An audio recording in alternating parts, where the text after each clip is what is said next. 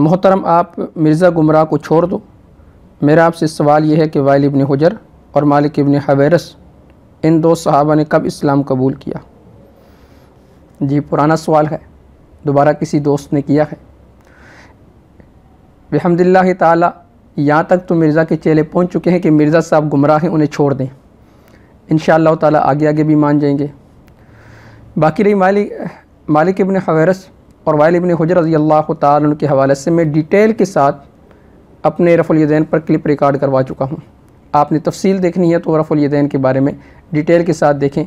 मैंने उसमें जो सवालात उठाए हैं बिहम्दिल्लाह ताला आज तक उनके जवाबात वो नहीं मिले, लेकिन यहाँ भी इख्तिसार की पेश नज़र कुछ बातें ज़रूर अर्ज़ करूँगा।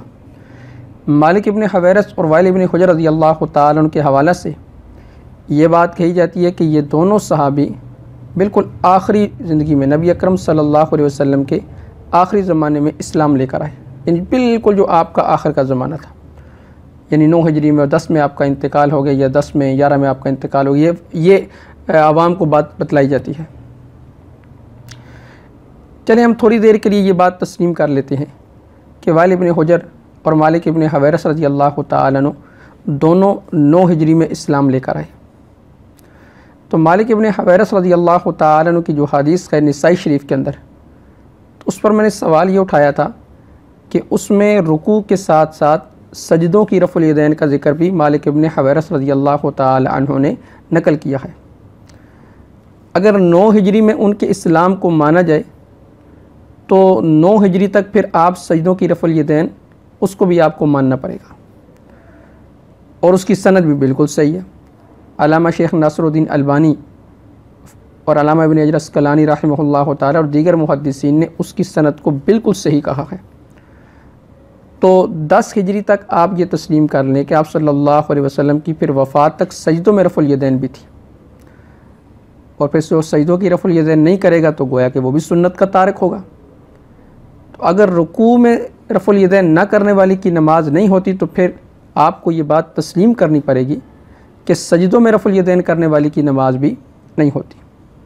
यही हाल वाइल इब्न हुजर रज़ी अल्लाह ताला अन्हु की हदीस का है कि वाइल बिन हुजर रज़ी अल्लाह ताला अन्हु की जो हदीस अबू दाऊद के अंदर है, हदीस का नंबर है 723, उसमें बाकायदा तौर पर यह नकल है कि वाइल इब्न हुजर रज़ी अल्लाह ताला अन्हु ये सजदों में भी रफ़ुल यदैन करते थे। अब जो सहाबी आपने पेश किए कि वो बिल्कुल आखिर ज़माना में इस्लाम लेकर आए, तो उनकी हदीस से तो सजदों की रफ़ुल यदैन भी साबित होती है। तो फिर मेरा सवाल तो ये है कि बिल्कुल आखिर ज़माने तक तो सजदों की रफ़ुल यदैन भी साबित हो गई और इनकी असनाद भी सही हैं।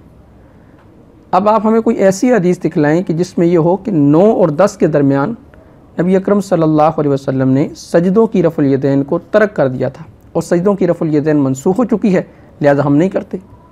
तो आप हमें सजदों की रफ़ुल यदैन के तर्क की या मनसूख होने की दलील दिखलाएंगे, हम आपको रुकू के तर्क और रुकू के मनसूख होने की दलील दिखला देंगे कि रुकू में नबी अकरम सल्लल्लाहु अलैहि वसल्लम रफ़ुल यदैन नहीं किया करते थे। तो फमा कान जवाबुकुम फहुवा जवाबुना, ये तो बहुत आसान सा कायदा है। फिर वाइल इब्न हुजर रज़ी अल्लाह ताला अन्हु की हदीस के हवाले से धोखा दिया जाता है जी 2 मरतबा है। अबू दाऊद के अंदर ही उस हदीस का नंबर है 728, उसमें बाकायदा ये आता है कि वाइल बिन हुजर रज़ी अल्लाह ताला अन्हु जब दोबारा आए, फरमाते हैं कि सुम्मा अतैतुहुम, मैं जब दोबारा आया तो मैंने आप सल्लल्लाहु अलैहि वसल्लम और सहाबा को देखा कि आप सिर्फ नमाज की शुरू में रफ़ुल यदैन कर रहे थे। अब ये दोनों हदीसें अबू दाऊद के अंदर मौजूद हैं। तो वाइल बिन हुजर रज़ी अल्लाह ताला अन्हु की हदीस से तो धोखा देना आपका सही नहीं है। अगर आप इन दोनों सहाबा को बतौर दलील या बतौर हुज्जत पेश करेंगे तो फिर आपको ये तस्लीम करना पड़ेगा कि 9 हिजरी तक या 10 हिजरी तक या आपकी वफ़ात तक सजदों में रफ़ुल यदैन थी। फिर आपको सजदों की रफ़ुल यदैन के मनसूख होने के लिए एक दलील पेश करनी पड़ेगी जो इस 1 साल के दरमियान थी, और ये आप कर नहीं सकते। फिर तर्क रफ़ुल यदैन पर तो मैंने बिहम्दिल्लाह ताला बेशुमार दलाइल पेश किए हैं। अब्दुल्लाह इब्न मसूद रज़ी अल्लाह ताला अन्हु की हदीस भी पेश की, जिस पर मैंने 28 मुहद्दिसीन से उनकी तौसीक साबित की है कि वो हदीस बिल्कुल सही है। फिर मुस्नद हमीदी में हदीस नंबर है 614, वो मैंने पेश की थी कि अब्दुल्लाह बिन उमर रज़ी अल्लाह ताला अन्हु अब्दुल्ला बिन उमर रज़ियल्लाहु ताला अन्हु फरमाते हैं कि मैंने नबी अकरम सल्लल्लाहु अलैहि वसल्लम को देखा कि जब आपने रुकू किया और रुकू से सर उठाया तो आपने रफ़ुल यदैन नहीं की, और सजदों में भी आपने रफ़ुल यदैन नहीं की। तो बाद साथियों ने इस पर एतराज़ किया था कि इसमें जो इमाम ज़ोरी हैं तो उनके दरमियान और हमैदी के दरमियान एक वास्ता गायब है। तो उसकी मैंने बाकायदा पूरी तफसील नकल कर दी थी कि दरमियान में जो सुफियान का वास्ता है तो वो कातब की गलती से रह गया है, और मैंने उसका स्कैन लगा दिया था अपने रफ़ुल यदैन के क्लिप के अंदर कि एक नुस्खे के अंदर वो सुफियान का वास्ता दरमियान में मौजूद है। तो फ़ला एतराज़ अला उस पर एतराज़ वारिद नहीं होता। इसके साथ साथ अब्दुल्ला बिन उमर रज़ियल्लाहु ताला अन्हु की हदीस जो बुखारी में है, वही अब्दुल्ला बिन उमर रज़ियल्लाहु ताला अन्हु जब अपने शागिर्द मुजाहिद के साथ है तो मुजाहिद फरमाते हैं कि मैंने अब्दुल्ला बिन उमर रज़ियल्लाहु ताला अन्हु को सिर्फ तकबीर तहरीमा के वक़्त रफ़ुल यदैन करते हुए देखा। और ये मुजाहिद वही हैं जो तिरमिज़ी के अंदर अब्दुल्ला बिन उमर रज़ियल्लाहु ताला अन्हु से हदीस आती है कि वो मस्जिद के अंदर गए तो वहाँ तस्वीब हो रही थी, तो कहते हैं कि अब्दुल्ला बिन उमर का इरादा यह था कि नमाज़ अदा करने का, लेकिन जब तस्वीब हुई तो वो वहाँ से निकल कर बाहर आ गए नमाज़ अदा नहीं की। कहा कि इस बित्ती की मस्जिद के अंदर हम नमाज़ अदा नहीं करते।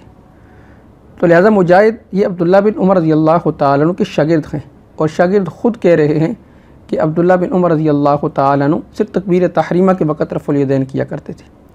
लिहाजा वाइल इब्न हुजर और मालिक इब्न हवैरस रज़ियल्लाहु ताला अन्हु की हदीस को बतौर दलील पेश करना ये बदतरीन धोखा है।